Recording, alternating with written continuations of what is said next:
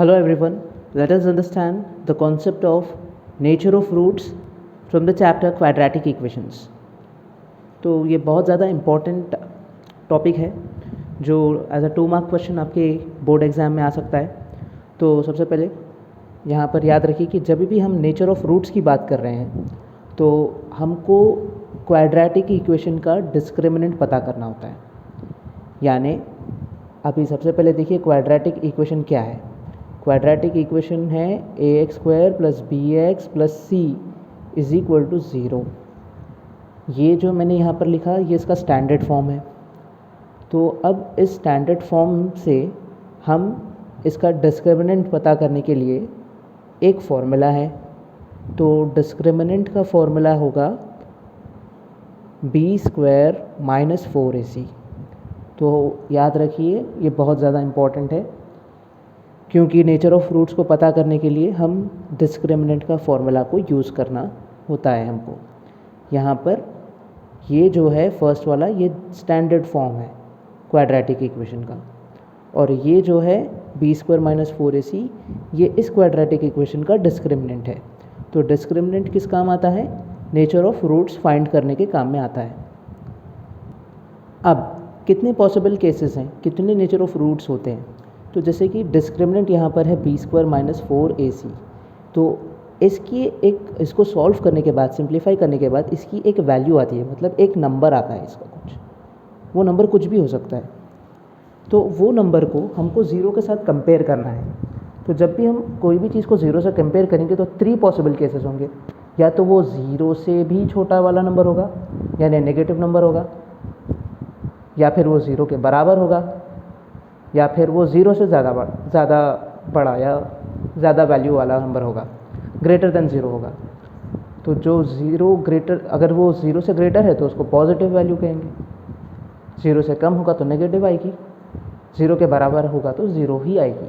तो वैसे ही डिस्क्रिमिनेंट की वैल्यूज़ के 3 केसेस यहाँ पर पॉसिबल है। या तो डिस्क्रिमिनेंट ज़ीरो से कम हो सकता है, या तो ज़ीरो के बराबर हो सकता है, या ज़ीरो से ज़्यादा हो सकता है। तो अगर डिस्क्रिमिनेंट हमारा ज़ीरो से कम है तो क्या होगा? जो रूट्स होंगे वो इमेजिनरी होंगे। इनका नेचर क्या हो जाएगा रूट्स का? इमेजिनरी। और अगर वो ज़ीरो के बराबर होगा यानी इक्वल टू ज़ीरो होगा तो रूट्स क्या हो जाएंगे? Real and equal. और अगर ये ज़ीरो से ज़्यादा होगा यानी मोर देन ज़ीरो अगर इसकी वैल्यू होगी तो ये हो जाएगा रियल एंड डिस्टिंक्ट। डिस्टिंक्ट का मतलब होता है डिफरेंट।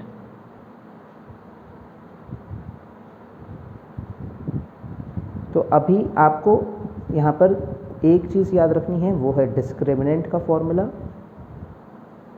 और ये 3 चीज़ें कि अगर वो ज़ीरो से कम है तो रूट्स इमेजिनरी होंगे, ज़ीरो से इक्वल है तो रियल एंड इक्वल, और अगर ज़ीरो से ज़्यादा है तो real and distinct.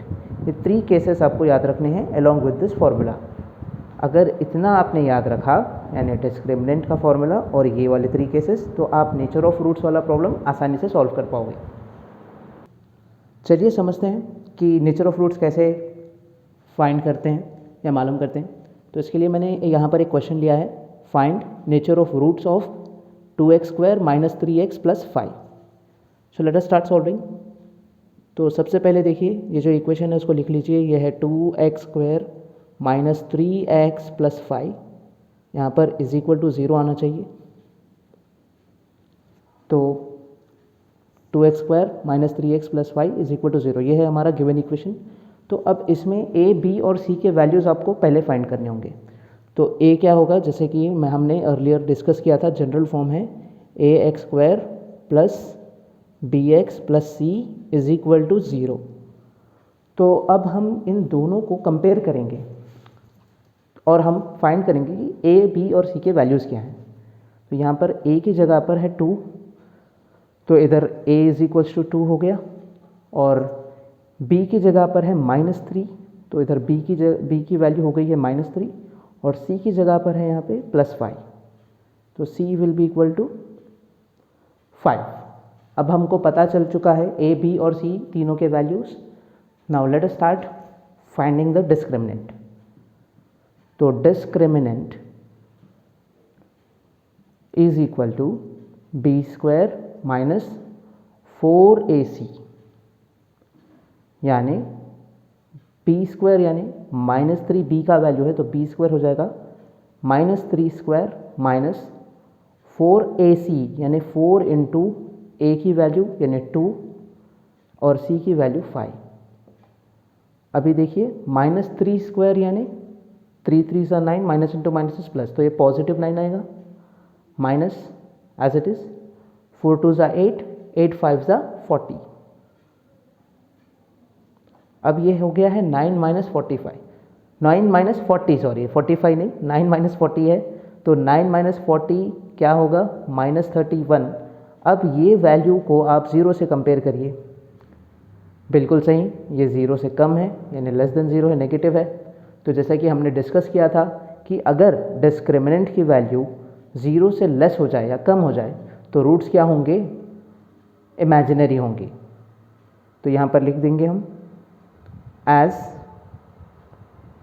Discriminant is less than 0, therefore roots are imaginary। तो वैसे ही अब फॉर एग्जांपल अगर कोई इक्वेशन में अगर डिस्क्रिमिनेंट की वैल्यू 0 से इक्वल आ जाए तो हम लिखेंगे therefore roots are real and equal। Okay, मैंने शॉर्ट फॉर्म में लिखा है, आपको एग्जाम में पूरा लिखना होगा। और अगर इस डिस्क्रिमिनेंट की वैल्यू 0 से ज़्यादा आ जाए तो हम लिखेंगे roots are real and distinct. बस इतना ही करना है, सिर्फ इस वैल्यू को ऑब्जर्व करना है और स्टेटमेंट को सिलेक्ट करना है। 3 पॉसिबल स्टेटमेंट्स है, उसी में से आपको सिलेक्ट करना है और आपको लिखना है। अगर कुछ डाउट हो तो कमेंट्स के ज़रिए मुझको बता दीजिए। Thank you.